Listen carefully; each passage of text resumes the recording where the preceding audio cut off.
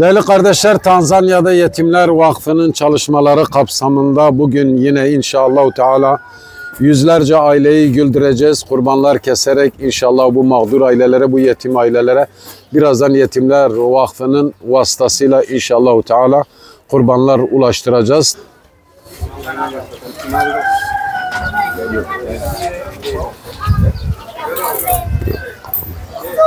Assalamu alaikum dada. Dada, habari gani? Habari yako? Ya nyama yako? Afya njema.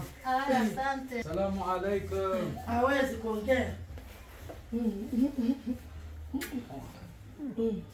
Da.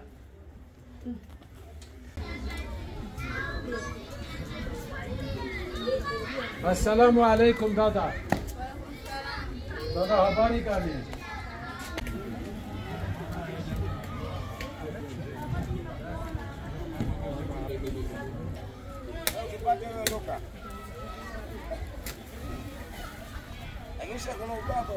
Eh?